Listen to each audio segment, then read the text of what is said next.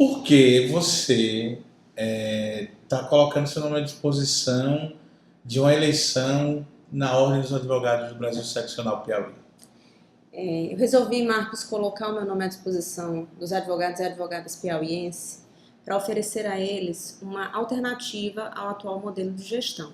Nós temos observado os últimos 2 anos e 10 meses e vimos a insatisfação de diversos colegas com a omissão e a inércia da instituição diante dos principais problemas da advocacia e das principais demandas da sociedade. O que está errado lá na OAB? Bom, é preciso voltar a atenção da instituição novamente para a advocacia, novamente para o exercício profissional, para o respeito e a credibilidade que a advocacia outrora já possuiu.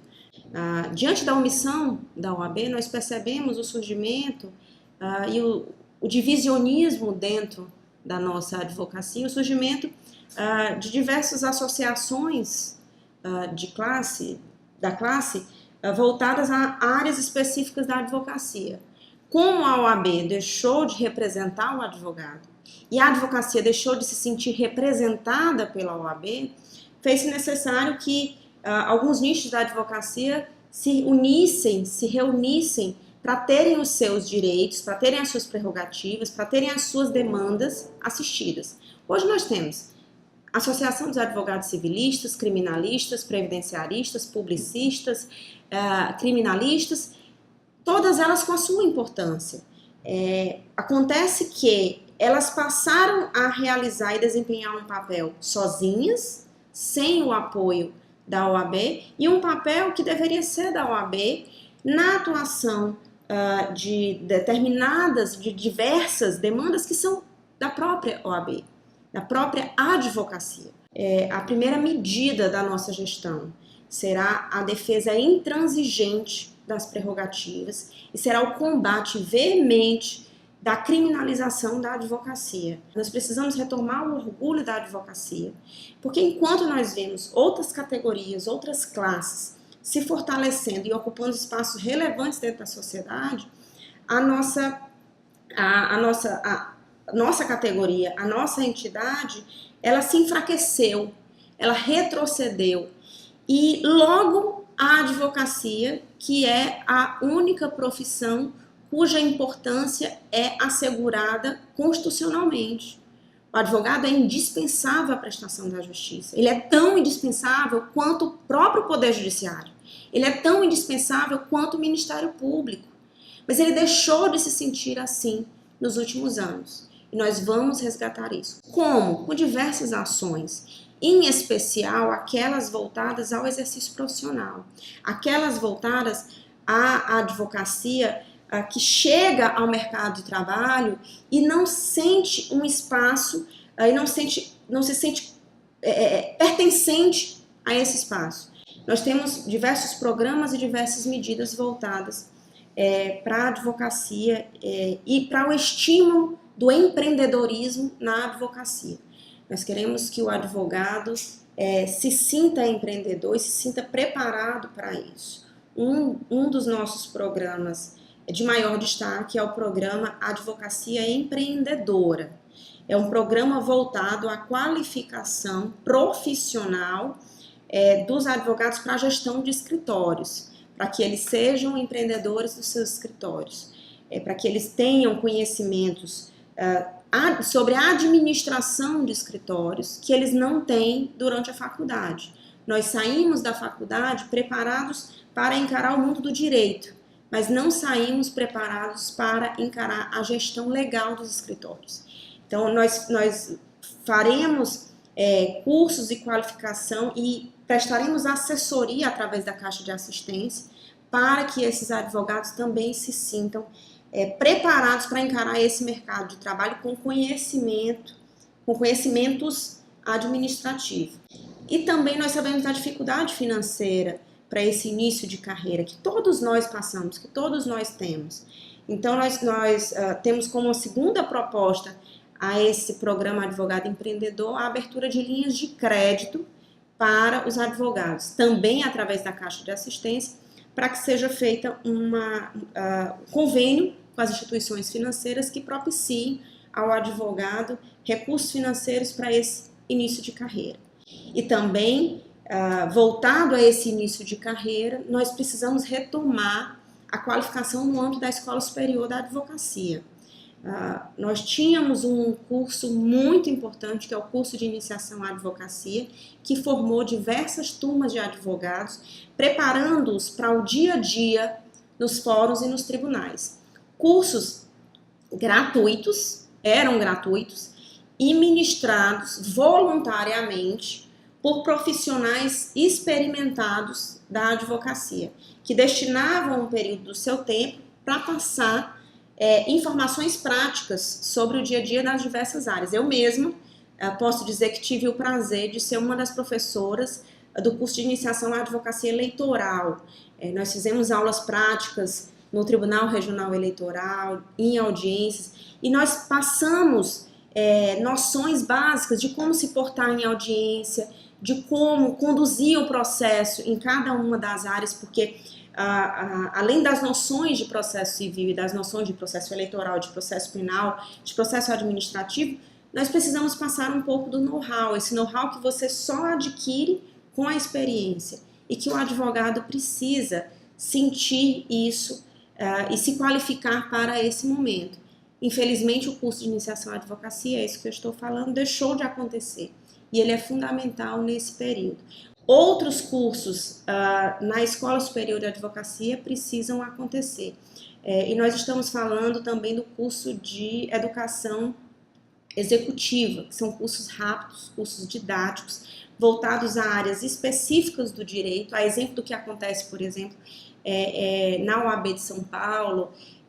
Nós temos uma experiência muito, muito bem sucedida lá, que são também cursos rápidos e práticos voltados a áreas bem específicas do direito e que permitem um aprendizado com a agilidade com que o advogado de hoje precisa exercer a sua profissão, para não ficar... Nós teremos, claro, os cursos de pós-graduação, continuaremos estimulando como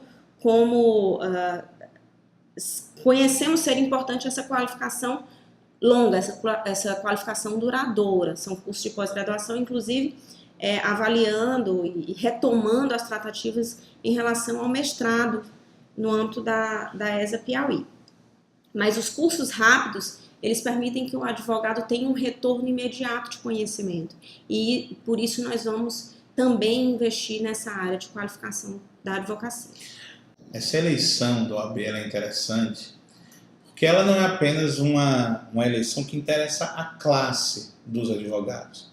A OAB, ela representa mais do que os advogados, ela representa também o direito e a sociedade. Você avalia que a sociedade ela também se sente um pouco mais desamparada da OAB nos últimos anos? Sem dúvidas. Quando eu falei no início da nossa conversa sobre a omissão da OAB em relação às principais demandas sociais, não foi à toa. A OAB, quando fui gestora financeira, quando fui diretora tesoureira da entidade, ela tinha 53 comissões temáticas, comissões que prestam serviços relevantes não apenas à advocacia, mas à sociedade em si. Nós temos comissão de assistência judiciária, a comissão OAB na universidade, OAB na escola, a comissão do direito à saúde, a comissão do direito ao consumidor, a comissão de acompanhamento da administração pública e fiscalização dos concursos públicos, e elas eram extremamente atuantes. Infelizmente, as comissões deixaram de desempenhar esse papel, um papel autônomo, descentralizado, porque a OAB ela não pode ser compreendida apenas como a figura do seu presidente, que atualmente centraliza todas as ações na sua pessoa. A OAB ela é o conselho seccional, ela é a caixa de assistência, ela é a escola superior e ela é principalmente oxigenada pelas comissões, que são compostas por advogados que trabalham voluntariamente para a advocacia e para a classe nessas áreas a que fiz referência. E nós precisamos voltar a ter uma OAB que seja representada por essas comissões nas mais diversas áreas de interesse e necessidade da sociedade, para que ela volte a opinar, a se manifestar, a fiscalizar, a intervir em ondas que surgirem. Eu costumava ver uma OAB diariamente nas rádios e televisões do nosso estado, opinando, participando, contribuindo com ações voluntárias, contribuindo com projetos sociais, contribuindo com o combate às drogas, contribuindo com a inserção da pessoa com deficiência na sociedade, com a defesa dos interesses da pessoa com deficiência, dos direitos humanos, da diversidade de gênero, da diversidade sexual. E nós deixamos de perceber essa participação da OAB. A sociedade piauiense perdeu muito com esse retrocesso que a nossa entidade teve. E a sociedade, ela precisa também se mobilizar nesse período de eleições de ordem. Porque, diferentemente das outras categorias, a OAB ela não é uma mera entidade de classe. Ela não é uma entidade meramente corporativa e que defende só os interesses da categoria dos advogados. Ela é uma entidade que representa a sociedade, que defende o Estado democrático de direito, que fiscaliza as demais instituições públicas, que fiscaliza e defende todos os interesses da sociedade. A OAB, ela representa a voz do cidadão e é através da OAB que deve ser reproduzida a voz do cidadão, a defesa dos interesses do cidadão perante todas as demais instituições. Na nossa gestão, isso será retomado. Como é que você avalia que isso se perdeu nessa gestão? Bom, se perdeu, como eu disse, pela falta de atuação das comissões. O atual candidato da situação, que é vice-presidente, é responsável pela coordenação das comissões. Contudo, ele passou mais de 2 anos licenciado e afastado da entidade, cuidando de assuntos pessoais relacionados ao seu doutorado e relacionados ao concurso que prestou para a Universidade Federal. Essa licença foi concedida pelo presidente. E acabou que as comissões deixaram de serem acompanhadas, de serem coordenadas e de trabalharem. Nós tínhamos comissões autônomas com presidentes de comissões que reuniam seus membros, que tomavam decisões e que atuavam, independente da ingerência do presidente. As informações que nós temos é que diversos presidentes de comissão, diversos membros de comissão abandonaram os seus trabalhos, uma vez que não tinham autorização ou esbarravam na necessidade de autorização por parte do presidente. Toda a atuação precisava ser feita passando pela pessoa do presidente. Essa centralização é muito prejudicial à atividade. É impossível que apenas a diretoria ou apenas o conselho dê vazão a todas as demandas sociais. Por isso que o papel das comissões é tão importante. E nós percebemos a importância do papel da comissão desde muito tempo, a ponto de, além de ampliarmos a quantidade de comissões para que elas pudessem atingir as diversas áreas de atuação da OAB, atendendo às demandas da sociedade, nós também ampliamos a participação do advogado nessas comissões, da advogada nessas comissões. Havia, a exemplo do que existe hoje, a cláusula de barreira para a disputa eleitoral na OAB, havia também uma cláusula de barreira no âmbito da OAB Piauí para o ingresso nas comissões. Essa cláusula de barreira foi rompida durante as gestões das quais nós tivemos o prazer de colaborar. Eu tive o prazer de colaborar no meu início de carreira, quando eu me formei e ingressei na OAB em 2005. Eu não pude ingressar nas comissões porque eu não tinha tempo.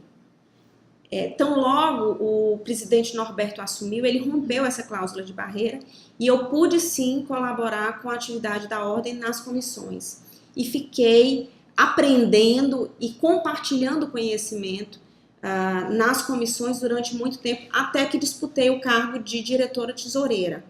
Então, nós sabemos a importância dessa oxigenação pelos colegas. E hoje, nós voltamos a ouvir falar de barreiras dentro das comissões.